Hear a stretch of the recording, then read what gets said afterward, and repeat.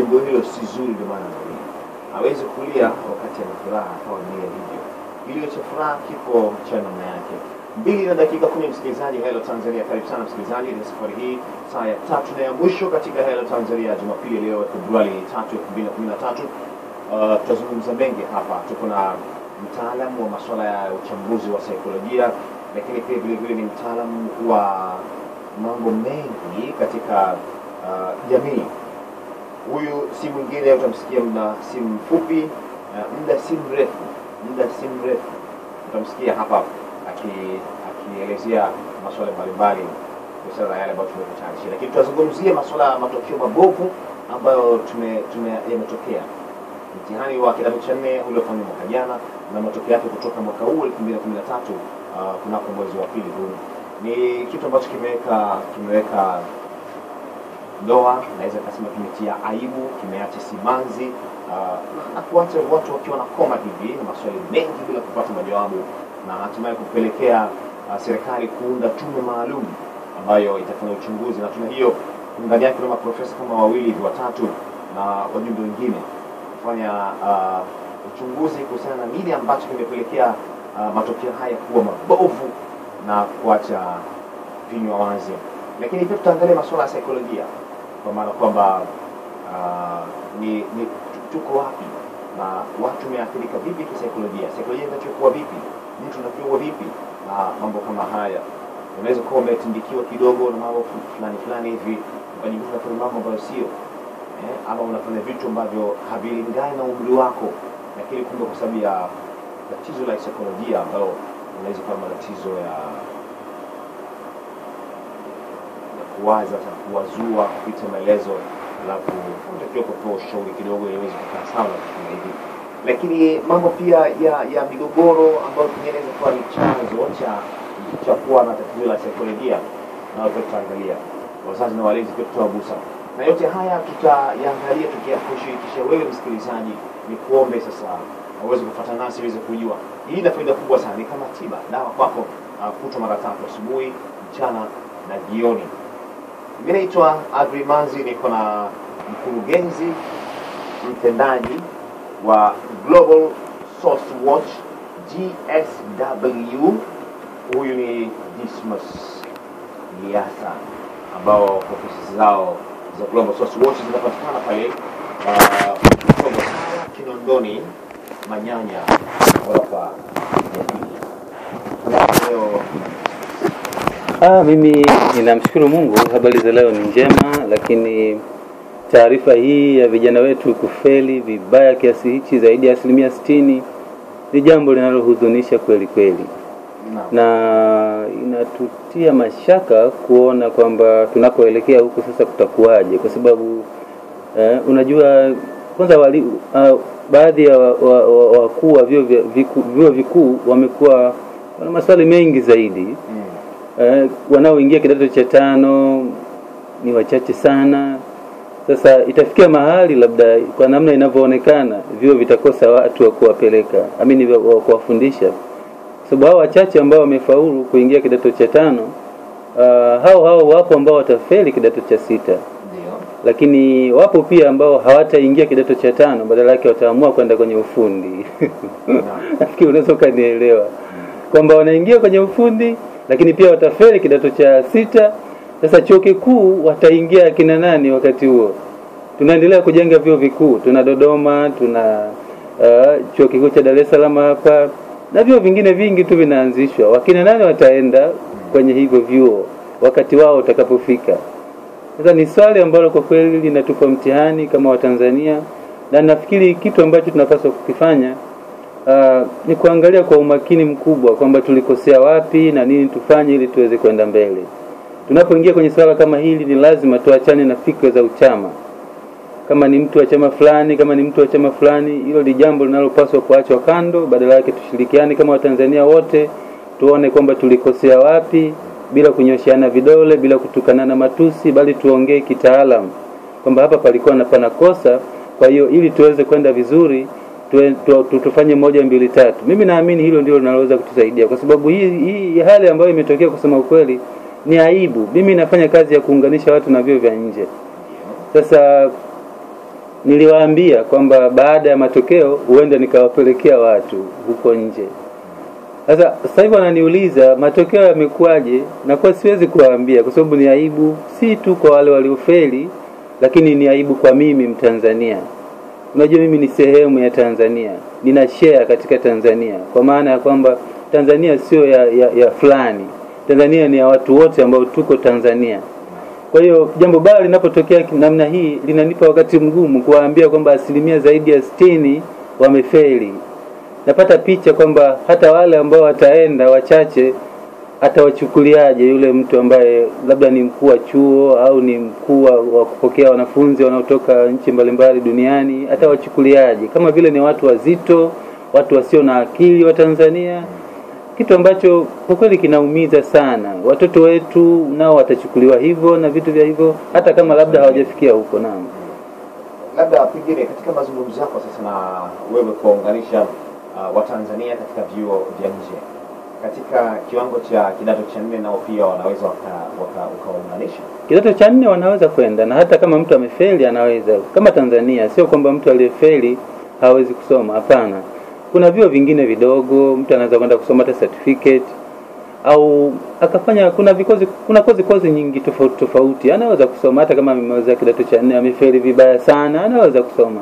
Kama ilivyo Tanzania kuna vyuo vingi, kuna vyuo vya kompyuta, kuna vyuo vya kozi mbalimbali za ufundi. Hata wale waliofeli kidato cha 4 wanaweza kusoma baadhi ya vyuo hapa nchini kama VETA, wana kozi ambazo tunawachukua.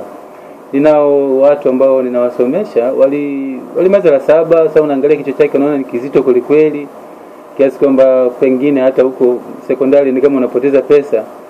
Kwa hiyo niliwaingiza kuna vyuo kama hivi, sasa unakuta kama ni VETA wanajifunza ufundi kidogo, mambo yanaenda. Lakini hata nje pia kuna vyuo vya aina hii. Kwa hiyo kikubwa ambacho nataka kusema ni kwamba nini hasa kinasababisha watu wanafeli kiasi hiki cha labda asilimia 60 na kuendelea. Labda kama hujaelekea huko Tanzania ambaye ameshasikia sasa hii na wengine ambao kwa wakisikia Global Source Watch naunganisha Watanzania kuweza kwenda nje ya nchi kwenda kusoma katika ngazi mbalimbali, au ni form 4 anaweza kwenda kusoma. Maana wengine wanaweza kufikiri kwamba lazima uwe form 6 umemaliza ili uingie kwa zile sifa za kawaida kwamba unaingia chuo kikuu. Yeyote anaweza kusoma. Umekwisha zungumza na vyuo hivi mbalimbali nchini huko kwa wenzetu kwa nchi mbalimbali, maana mtandao huko zaidi ya nchi 10. Ni kweli. Sasa wamekwisha kuuliza matokeo ya kidato cha 4 yamekwisha toka, matokeo Marekani yamefanya vibaya. Ndio nasema kwa kweli mimi nimeokoka, sipendi kuongea uongo. Kusema kweli sijawahi kuwaambia kwamba matokeo yako vipi.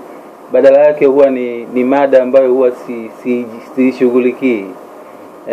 Nakumbuka kuna mmoja ambaye aliniuliza, bahati mbaya nilianzisha mada nyingine ambayo ilienda tofauti kidogo. Unajua hata katika misahafu, vitabu mbalimbali vya Mungu anasema wakati mwingine kuna baadhi ya vitu unaweza ukavipuuzia. Anasema hata mjinga anaponyamaza kimya huonekana ana hekima. Kwa hiyo sio kila kitu ambacho mtu atauliza ni lazima ujibu kwa staili ambayo yeye anataka. Kwa hiyo ulifanya staili moja, wanasema watu madraft wanasema ulifanya copying ile wanaita hii ni switch sasa hiyo. Kwa hiyo ni jambo linaloumiza sana, linaumiza sana, sio kidogo sana kabisa.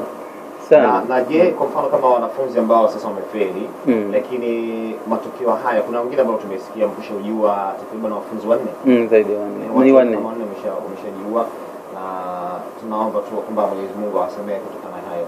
Pengine walikuwa na wishes kubwa sana kwa katika swala la ufaulu, lakini haikuwa hivyo. Kujua kwao kunatokana na sababu nyingi. Sababu ya kwanza nafikiri ni mazingira yanayowazunguka. Wakati mwingine unaweza kukuta baba mama anasema ukifeli safari hii utaniona, unamaliza hela zangu, ningejengea pesa zangu na vitu vya hivyo, napoteza kwako, lakini unafeli. Sasa unamwangalia baba mwenyewe alipiga 0 form 4 au pengine hata form 4 hajafika, au hata hiyo degree yake ni shida tu, kusapsapu ni mara kibao, alafu leo anakuwa mkali, nyodo, makelele. Sasa mimi niwaambie Watanzania kwamba kwanza hakuna mtu ambaye anapenda kufeli. Yaani huo ndio ukweli. Ukiona mtu ameanguka kwenye biashara yake imeenda vibaya, ukiona mtu anaanguka kwenye masomo kama hivi, kitu cha kwanza ambacho natakiwa kufanya ni kumuonea huruma. Hakuna mtu anapenda kufeli katika maisha. Furaha ya mtu yoyote ni kuona anafanikiwa. Sasa kwa huyu mtoto ambaye amefeli kidato cha 4, upaswi kumtukana, upaswi kumtishia kwamba hutakula, sitakusaidia, sitakupa hichi. Badala yake kaa naye chini, kwa sababu kusema ukweli matokeo haya yamekuwa mabaya. Wazazi pia wana nafasi yao. Unakuta mtoto anatoka shule, baba mama hawana muda na mtoto huyo. Kwa mfano mtu, tuseme tu ukweli kwa wale ambao tunasikilizana, unakuta mtu labda umemaliza la 7, umemaliza la form 4 labda. Je, ni lini uliwahi kukaa na mtoto wako ukamfundisha? Wengi utakuta wanawalipia tuition. Sasa una uhakika gani kama uko tuition anapata mwalimu mzuri? Kwa hiyo ninachotaka kusema ni kwamba wazazi pia wana nafasi yao kwenye hii. Unakuta wazazi wengine wakitoka kazini wanaishia baa, unakuta wengine wanaishia baa, wanaishia nyumba ndogo, wengine hata watoto wenyewe hawajali. Unakuta labda pesa nyingi wanatumia kusomesha nyumba ndogo, kuhonga nyumba ndogo, hawana heshima hata kwenye ndoa zao. Sasa hata huyo mtoto mwenyewe anaishi kwa stress, baba na mama kugombana, kupigana kila kukicha. Sasa ni vitu ambavyo pia vinachangia matokeo ya mtoto kuwa mabaya. Kuna watu wanaweza kuanza kuuliza, wanasema kwa hiyo ndio haya yamesababishwa na hivyo. Wewe mwenyewe jipime, ni mtoto wako ameanguka wapi? Mimi kwa mfano nina watoto 3. Watoto wawili wako darasa la 6 na mwingine la 5. Tunachokifanya, tuliongea na walimu kwamba toeni mazoezi, halafu sisi tutakuwa tunaangalia hayo mazoezi kama yamefanyika, na kama amemfanya mtoto tutasign. Kama hajafanya hatutasign. Kama hatutasign, shughulikeni naye, chapeni mnavyotaka, lakini kwa kiwango hichi. Sasa maana hii swala la kuchapa bakora, hata kama watu wengine wanalizungumzia vibaya, lakini kwenye maandiko anasema fimbo ni nzuri kwa mtoto. Cha msingi tu pige kwa hekima, usipige kama unapiga paka. Sasa au panya. Unapiga kihekima na mtu ajue kwamba nikikosea nitafinywa mashavu. Mimi wasipigi bakora, mimi wanafinya mashavu. Finya mashavu na masikio yana shida kidogo. Nafinya mashavu na wanajua kwamba baba akinifinya mashavu, hilo shavu huenda likatoka hata nundu. Sasa ni kwa sababu si kwa sababu nawachukia watoto, hapana. Isipokuwa nataka kuona wanakuwa na maendeleo mazuri. Na wakati mwingine huwa nawaandikia barua japo wako nyumbani. Juzi niliwaandikia barua, nikawa nawaeleza historia yangu kwamba sikuwahi kutarajia hata kuwa na gari, sikuwahi kutarajia kuwa na nyumba, sikuwahi kutarajia chochote. Niliishi katika maisha ambayo wakati mwingine unakaa unasema hivi inawezekana hata siku nikawa na chumba changu cha kuishi. Lakini yote haya yanawezekana. Sasa nikawa nawakumbusha kwamba kuna watu ambao wengine unakuta hawajui hata baba yuko wapi. Ni kwa sababu labda ameshatekwa, akili yake imeshaharibiwa. Sasa kwa mimi ambaye ninawajali, basi oneni furaha juu ya hili na mfahamu kwamba ninachokifanya ni kama kuwapa mtaji nyinyi muwe na maisha yenu. Sio kwamba mnasoma kwa ajili ya kunisaidia mimi. Kwa hiyo niliwaandikia barua wote wawili, maana huyu mwingine ni mdogo ana miezi tu 3. Hao wengine ndio wakubwa. Sasa wamesoma, baadaye wakaja wakanishukuru. Kwa hiyo nataka kusema ni kwamba wazazi wana nafasi yao. Unakaa na mtoto, unamuelimisha, unaangalia madaftari yake. Lazima kuta wazazi wengine anarudi saa 6 usiku. Hizi ajira ni kweli inawezekana wakati mwingine unachelewa, lakini wengi wanarudi usiku kwa sababu tu ya ungono. Hakuna zaidi ya hiyo.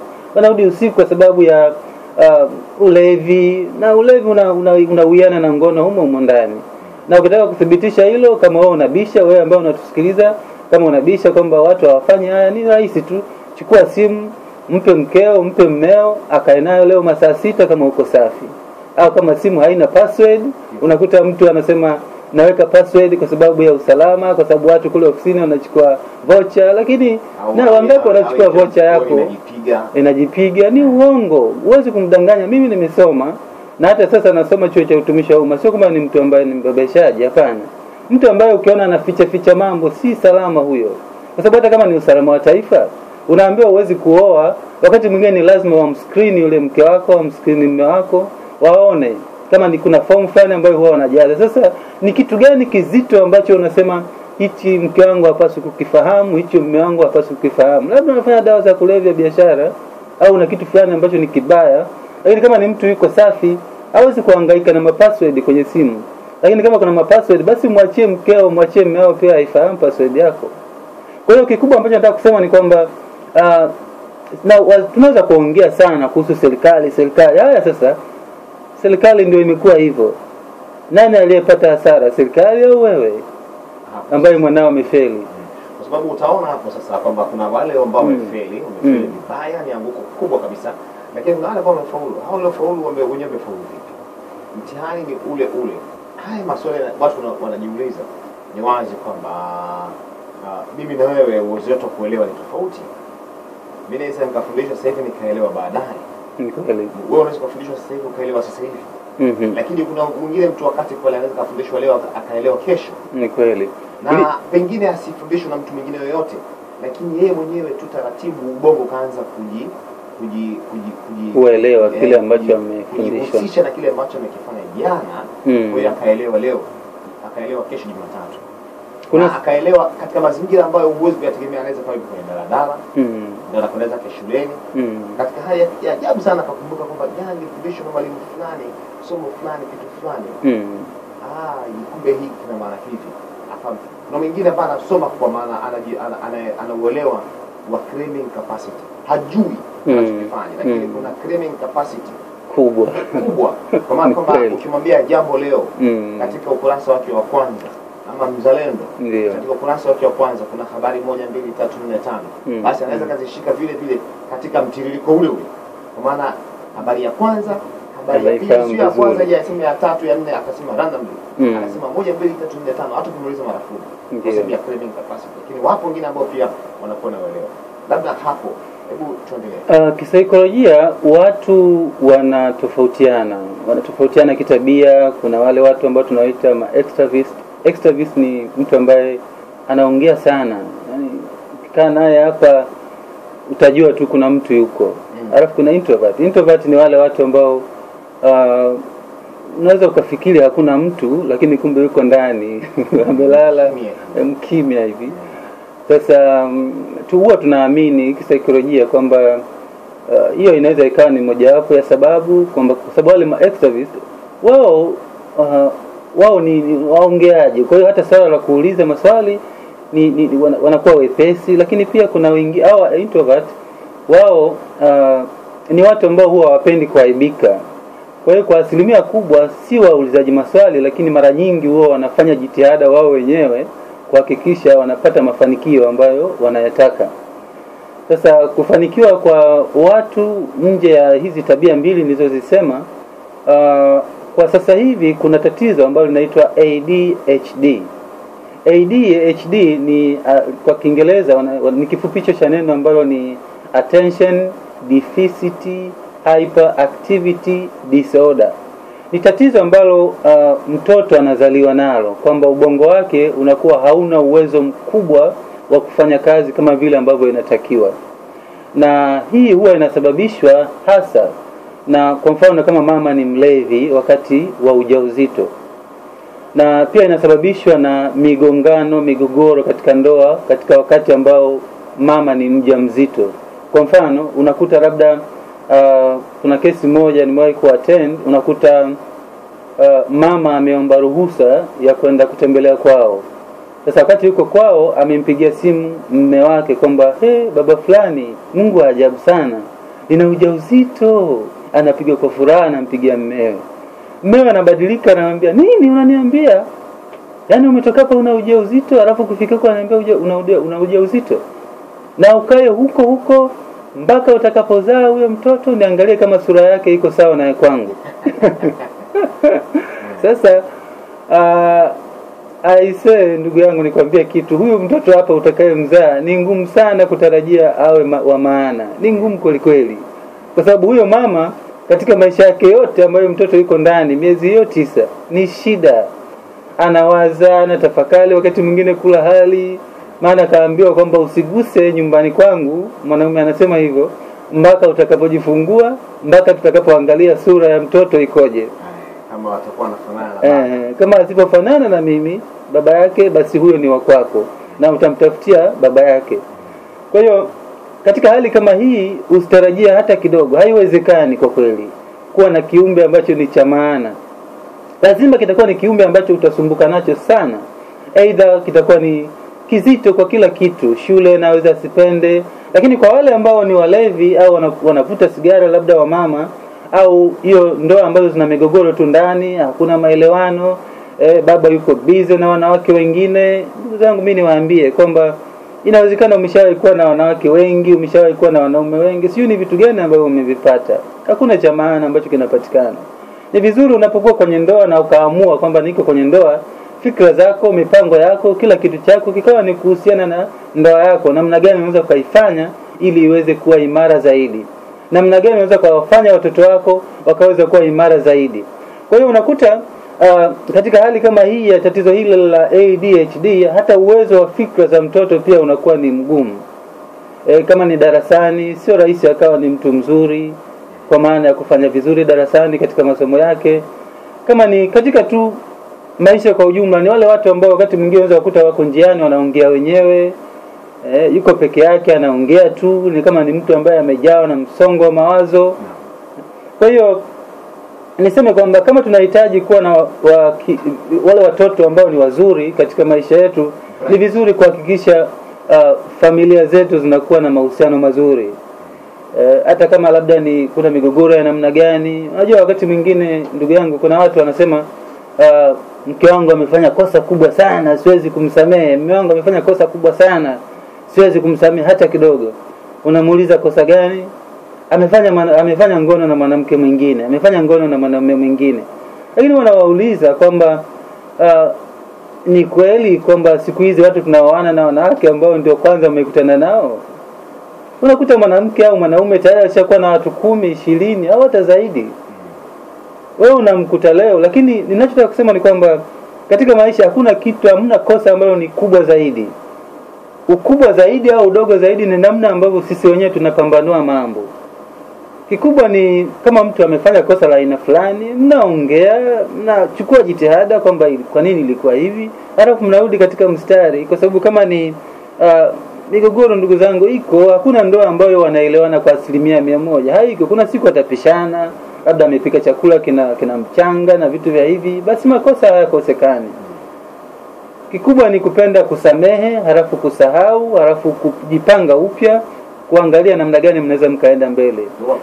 Ndio. 2:33 msikilizaji, maelezo hayo ya namna gani ambavyo unaweza ukasamehe, lakini pia vile vile kumjengea uwezo mtoto na kuwa naye karibu, baba, mama, na mlezi pia vile vile kujali, kuthamini kile ambacho kinahusika katika familia yake. Tunaangalia hapa ni kwa namna gani matokeo ya mtihani wa kidato cha 4 uliomalizika hivi karibuni yanaweza kawa yanaathiriwa na vitu kama hivi. Haya ni moja tu kati ya mambo. Tunaamini kabisa katika watoto laki na kadhaa waliofanya mitihani, haya yatakuwa na magusa moja kwa moja. Tunaamini, na kwa wale ambao watakuwa wanasikiliza, basi hapana shaka pengine hivi sasa tunapozungumza, baba atakuwa anatamani kuzima radio au mama anatamani kuzima radio kwa sababu anakuwa anaguswa na kile ambacho tunakizungumza. Haya yapo. Na ndio maana tumezungumza kwamba hatufanani tabia, hatufanani kwa kila kitu katika fikra zetu.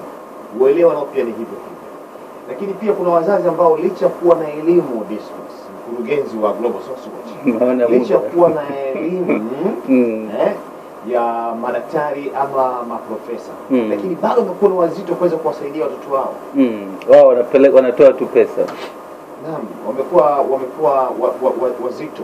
Na kuna imani moja mbaya sana ambayo mimi nitabidi nifanye uchunguzi, nifanye uchunguzi pengine pale chuo kikuu cha Dar es Salaam na vyuo vikuu vingine vyote, nikishirikiana na wataalamu wa masuala ya saikolojia na wewe, ndio kwamba kila anayekuwa profesa lazima awe rafu. Kila anayekuwa dokta ndio lazima awe rafu. Daktari wa wanadamu hapa anakunywa gongo. Na anajua athari zake. Na hivyo ukishaona ile yuko rafu, unaweza kuona kachomekea upande huko ajichomekea. Unaweza kukuta suruali upande mmoja imeshona, upande mwingine kule chini katika pindo ile imefumuka. Yeye apatia habari, anachojua yeye ni kukata darasa tu. Na kitu kama hivyo. Nataka nifanye uchunguzi katika hili, alafu nione ni kwa kiasi gani ambavyo naweza kuwa na ukweli. Msikilizaji, 1:35 Hello Tanzania hii hapa. Mkurugenzi wa Global Source Watch ni Dismas Liasa, huyu tuko naye hapa, ambao wanapatikana pale Togo Tower, Kinondoni kwa Manyanya, ghorofa ya pili. Ni mtaalamu huyu wa ushauri nasaha na kuunganisha Watanzania katika vyuo mbalimbali vikuu nchi za nje ama ng'ambo. Lakini pia vile vile ni mhariri huyu. Ni mhariri wa gazeti Mwananchi katika kitengo gani kile ni? Ya tunaita social editor, ni mambo ya jamii hasa. Huduma za kijamii. Naam. Basi huyo ndio tuko naye hapa tunazungumza haya na tutakushirikisha wewe msikilizaji moja kwa moja tuone mchango wako wewe huko katika kiwango gani. Tunauhitaji mchango huu katika kipindi hiki ambacho serikali ikiwa imeunda tume maalum kuchunguza haya ambayo yanajiri hivi sasa nchini Tanzania. Tupate ujumbe ufuatao alafu tukirudi tunakwenda moja kwa moja kuendelea na vile vile tofauti ya siasa. Hivi wajua kwamba hakuipo waweza kuunganishwa na watu ambao safi jambo. Jambo vipi? Mambo mguso.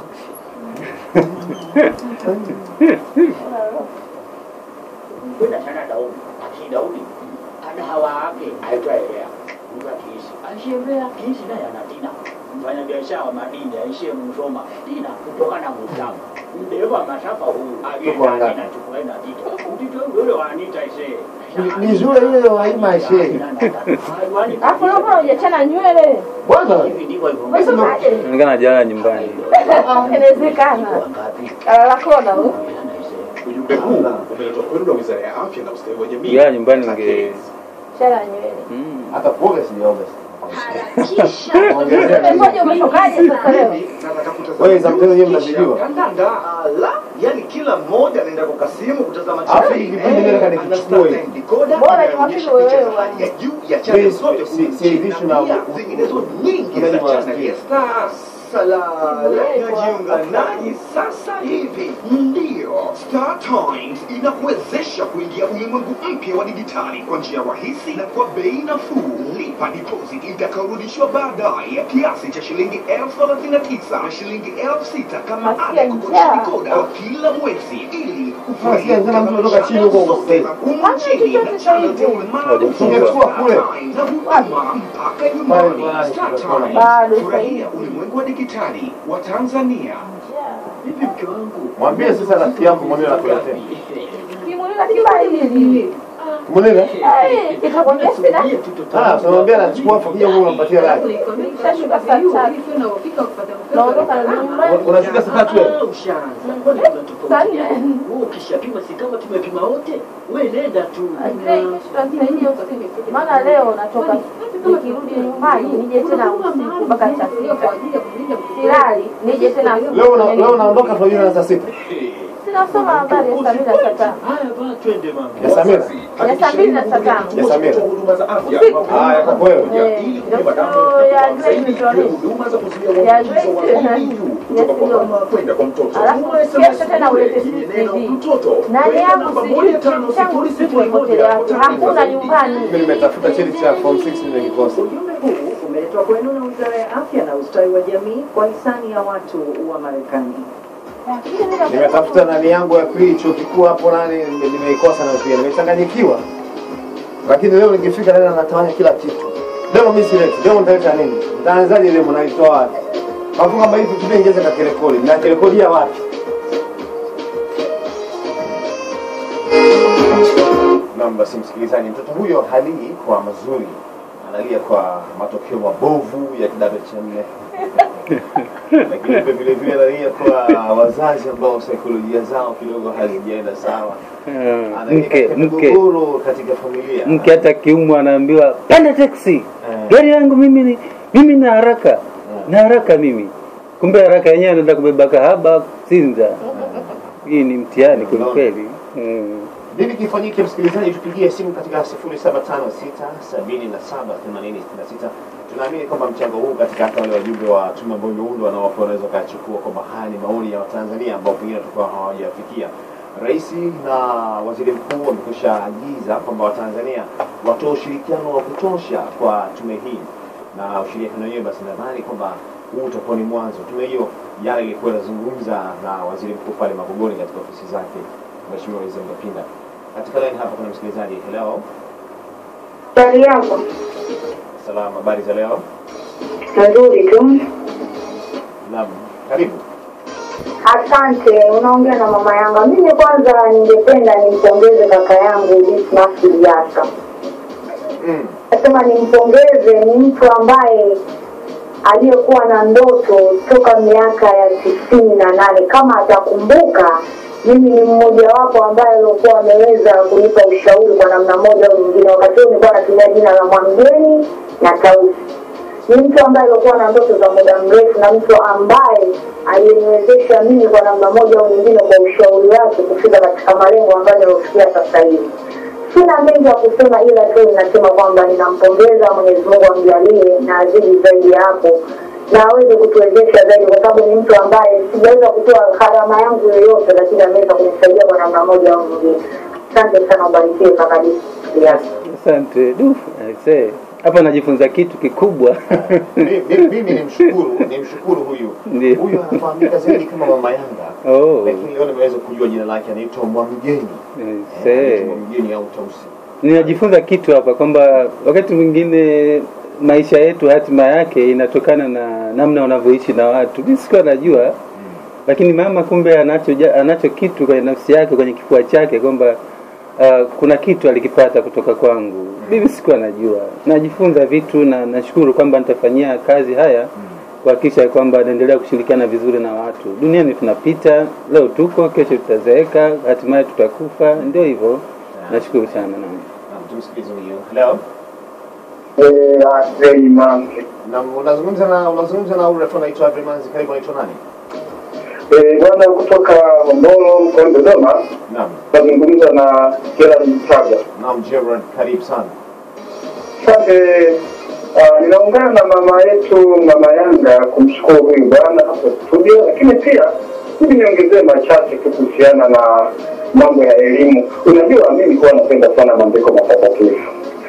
Katika Biblia inasema mlee mtoto katika njia ipasayo, naye hata iacha hata atakapokuwa mzee. Ni kitabu cha Mithali 22 aya ya 6. Sasa kwa mantiki hii, wazazi tunayo sehemu kubwa sana ya kukaa, kutoa ushirikiano na kuwalea vijana wetu kabla hata hawajafika kwenye mitihani au wanapokuwa wametoka shule pia. Kwa namna hiyo, wakati mwingine tunatoa shutuma nyingi sana kwa taifa kama sio walimu, lakini tukasahau sisi wenyewe tumewajibika vipi kuhakikisha amefaulu au amefeli. Siku moja nimezungumza kwamba kitu kinachomfanya mtoto afaulu ni pamoja na mazingira yanayomzunguka. Sasa mazingira yanayomzunguka, anakula vipi, analala vipi. Hilo sio jukumu la serikali, ni la kwako mzazi. Maana kama mtoto atakula vibaya au atalala vibaya, akaamka kaenda shule, kwa jinsi hali ilivyo hawezi kuingia na kitu kichwani kwake, atafanya vibaya. Yapo hakika yapo mambo tunaweza kuwalaumu walimu pamoja na wizara, kama vile labda upatikanaji wa walimu ni jukumu la serikali, vifaa vya kujifunzia, lakini kuna vitu kama uwezo binafsi wa mwanafunzi. Pia hili linategemea alilelewa vipi. Na mimi niombe kwamba wazazi tuwe ushirikiano wa kutosha, lakini wakati huo tusiendekeze kulaumu bila kuangalia sisi tuna mapungufu kiasi gani au tunawajibika kwa sehemu zipi. Hakika serikali inastahili lawama sawa, lakini pia sisi tuna nafasi yetu. Niwatakie asubuhi njema. Namaliza kwa kusema kwamba mkamate elimu, usimwache aende zake, mshike, maana yeye ndiye uzima wako. Bwana awabariki sana. Amina. Nakushukuru sana Gerald Mtango kutoka Dodoma kwa message hiyo nzuri. Haya, huyu ni msikilizaji kutoka Hombolo pale Dodoma. Pia ameongea vitu vya maana sana, kwamba sawa serikali, unajua watu serikali, kila kitu serikali. Somalia hamna serikali, lakini kuna wawekezaji wa Kisomali wako hapa nchini, wamefight. Sasa wakati unalalamikia serikali, angalia pia wewe mwenyewe unafanya kitu gani. Kwa hiyo serikali sawa, ina nafasi yake, lakini haya sasa imetokea mwanao amefeli, nani aliyekosa? Serikali? Wewe. Serikali sawa imekosa, lakini pia wewe umekosa. Maana inabidi umtafutie shule nyingine sasa. Liasa, kuna mheshimiwa mmoja katika maoni yake mbele ya rais akasema kwamba matokeo mabaya haya yamesababishwa na kutokuwepo kwa chakula shuleni. Kwa maana kwamba wanafunzi hawali. Mimi najiuliza wakati huo mimi nikiwa nasoma hapakuwa na chakula shuleni. Kweli. Chakula ambavyo vinatolewa hivi sasa hapakuwa chakula vile. Na hao ambao wamefaulu, kuna wengine ambao naamini kabisa kwamba shule ilikuwa hamna chakula cha mchana. Kuna kondoa huko, kuna baadhi ya shule ambazo ili kuwavutia wanafunzi, hivi kule kuna haja kumvutia mtu katika maisha yake baadaye. Mimi nadhani kuna haja tu ya kumwambia kwamba Munira, nenda shuleni, soma 1 2 3 4 5, hii kwa faida yako. Ajengewe mazingira hayo tangu akiwa na umri ambao hajajitambua kwamba yeye ni nani. Nafikiri kwenye swala hili la kuvutia, mazingira ya kuvutia, tunavutia wawekezaji, tunavutia nini? Nafikiri si sahihi. Ni sawa kwamba watu wale, lakini sifikiri kama hiyo ndio sababu ya watu kufeli. Mimi kwa mfano ukiongea na watoto wangu, miaka 11, mwingine 10. Wana ratiba zao wenyewe wanajisomea. Ni kwa nini? Ni kwa sababu niliwaambia mnasoma kwa ajili yenu, sio kwa ajili yangu. Sasa kama mnafeli, maana yake mtakuwa 1 2 3, na kama mtafaulu mtakuwa katika staili hii. Hata ukizungumza nao utasikia baba anasema urithi wetu ni elimu. Wanaongea hivyo na wanajipanga vizuri wao, kama kuna kitu ambacho hawakielewi wananiuliza. Kwa hiyo mimi nafikiri kitu kikubwa ambacho tunatakiwa kufanya ni kucheza na akili, zile brain za hao watoto, ili mradi waelewe kwamba elimu ni muhimu na nini wafanye ili waweze kusoma zaidi. Na kama ni matatizo haya mengine ambayo tunayasema kwamba ni swala la kula, ni kweli mtu anahitaji kula. Na mimi sijui siku hizi, lakini mimi nakumbuka kule Ifakara Kilombero ambako mimi ndio natokea, tulikuwa tunalima kama shule. Tunalima, tunakula, ilikuwa mambo yanaenda tu vizuri. Ila nasikia siku hizi wanazuia wanafunzi kulima, na wazazi ndio hasa wanaongoza kwenye hii kampeni ya kuzuia watoto wasiwe wanalima. Mimi naona hiyo sio sahihi pia. Programu ya wanafunzi kulima, kama ni shamba la shule, kama ni shamba la nini, iendelee. Cha msingi kuwe na ratiba. Kwa sababu pia tunahitaji kuwajenga watoto katika misingi ya kujitegemea. Wao wenyewe wawe na ile hali ya kuona kwamba tunajitegemea, sio watu wa kutegemea watu wengine tu. Kwa hiyo katika kufundisha, katika kuishi na watoto, tuwatengeneze katika hali ya kuona kwamba elimu ni muhimu, hata kama katika mazingira gani waweze kusoma. Hiyo ndio jambo la msingi. Naam, tumsikilize huyo. Hello. Halo, habari yako kubwa? Nashukuru, alhamdulillah. Nazungumza nani kaka? Hapa bwana, unaongea na Omari Mkwazu. Alikuwa tunapiga kelele kwa maana kwa matuka mbele Tanga hapa. Naam, karibu. Kupata nafasi ya kuzungumza pengine katika mada hii. Ni ukweli huu ni msiba wa Tanzania nzima. Kwani amana kuzungumza hivyo, matokeo kwa kweli mabaya yaliyotokea, mimi ninachokiomba sasa hivi tusiweze kulaumiana sekta mbalimbali za elimu, tusiwalaumu walimu, tusiwalaumu wazazi, na tusiwalaumu wanafunzi. Hii labda ni bahati Mwenyezi Mungu mwenyewe alipanga, lakini kikubwa zaidi tutafute ushirikiano mpya. Tuangalie ni wapi tumejikwaa na mpaka tukaanguka. Kikubwa zaidi ushirikiano utokee kuanzia kwa sisi wazazi, walimu pamoja na serikali kwa ujumla. Kwa sababu gani ninazungumza hivyo? Hii isingetokea hivi, lakini ni pale tu ilipotokea ile amri kwamba wanafunzi wasipigwe shuleni, mashuleni, adhabu za viboko ziondolewe. Iliwafanya wanafunzi wenyewe kudeka, kuona kwamba hakika sio kwa hiyo mtoto anafanya anachotaka, matokeo yake ni haya, sio anashindwa hata kufika pale anapotarajia. Kikubwa zaidi hii adhabu imetolewa. Hata wazazi nasi vile vile tujipange upya. Kama tulikuwa tuwaambie watoto wetu wafanye nini, tujitahidi tuwaambie, na walimu vile na nyinyi waongeze juhudi ili tuangalie kwa nini sisi kanirudia ni habari iliyotokea mwaka huu. Ukweli huo ndio mchango wangu wa Marekani kwa mtuko wa Tanga, na kazi njema na kubwa ule ambaye hapo chini. Maalim anasema kwamba inawezekana ni mpango wa Mungu. Lakini mimi nimekuwa nikisoma Qur'an, nasoma Qur'an, na nimekuwa nikisoma pia Biblia, kusoma Mwanzo 1:26. Mungu anasema ametukabidhi vitu vizuri. Sio furaha yake kuona vitu vibaya vinaenda hivi. Vitu vibaya vinavyotokea namna hii, tunachoamini katika imani, maana amezungumzia katika imani, ni mambo ya shetani haya. Sasa sio furaha ya Mungu hata kidogo kuona mtu anakuwa na hali ngumu, anakuwa na maisha magumu, anafeli na vitu vya hivi, asilimia zaidi ya 60. Kwa hiyo achozungumzia ni kwamba tunapaswa kushirikiana, wazazi washirikiane. Nafikiri hayo ndio mambo ya msingi. Kama ni baba na mama wakae wajadiliane kuhusiana na watoto wao wanavyoenda, performance zao zikoje darasani. Hayo ndio mambo ambayo nafikiri yanapaswa kufanya. Lakini pia nina wasiwasi na tume hii ya elimu. kuna tume nyingi Agrey, utakuwa shahidi, zimeundwa. Imeundwa tume hii, imeundwa tume ile. Kuunda tume ni sawa, lakini nini kinafuata baada ya tume? Hilo ndio jambo la msingi zaidi. Kuwa na knowledge, kuwa na elimu ni sawa, unakuwa profesa, unakuwa na diploma, unakuwa na shahada. Kazi iko kwenye wisdom. Wisdom ni kuitransfer, kuihamisha ile elimu ulionayo kwenda kwenye vitendo. Kwa hiyo ninachotaka kushauri ni kwamba tume ni sawa, ingawa matatizo haya yanafahamika na yangeweza kufahamika hata bila tume ambayo itakula pesa nyingi, naamini. Kwa sababu ni swala la tunao maafisa elimu kuanzia ngazi za tarafa kata nafikiri. Tunao wale, kama lengo ni kujua tu tatizo, tungeweza labda afisa elimu wilaya angeweza kuitisha mkutano kwenye eneo lake.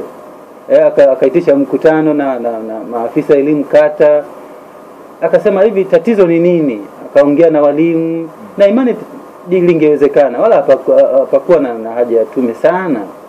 Halafu angeweza akapewa mkuu wa mkoa angekaa labda na waziri, au kungekuwa na kamati fulani ya mkuu wa mkoa angekaa labda na waziri mkuu akajadili. Lakini ni vitu ambavyo, kwa sababu ukiunda tume sawa, tume ila mimi nafahamu inakula pesa. Nani mkurugenzi, hebu display kwa haya ambayo tumezungumza, kwa sababu hapa kuna masuala ya saikolojia sasa, na wewe ukiwa ni psychologist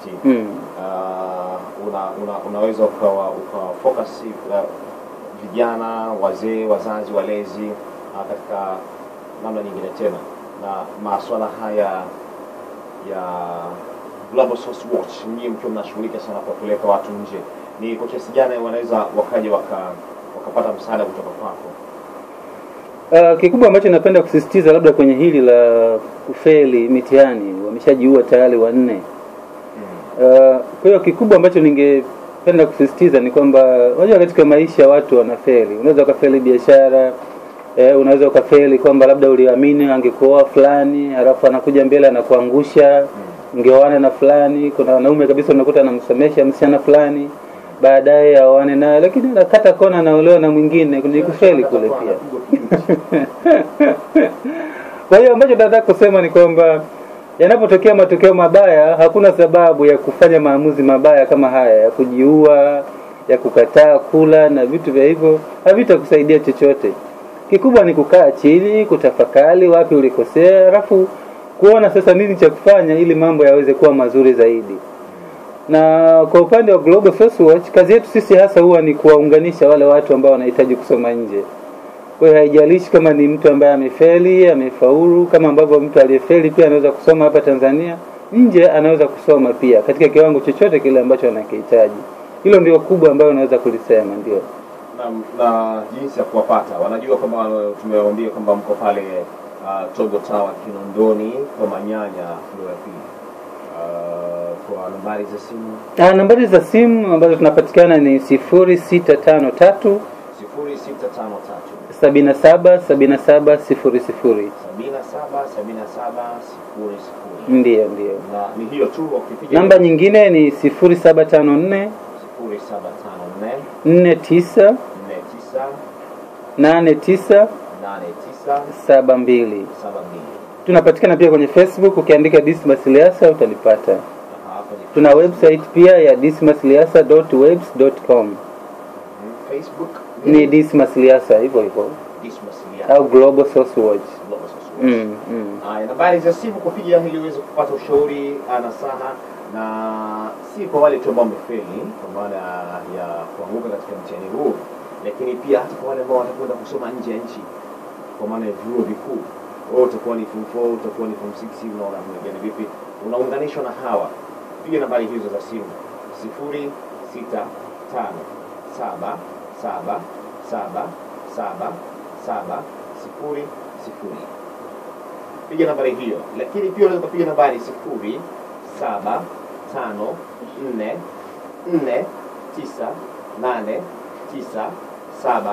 0754498972 au katika masuala ya mtandao ndo kama hivyo ambavyo umeelekezwa.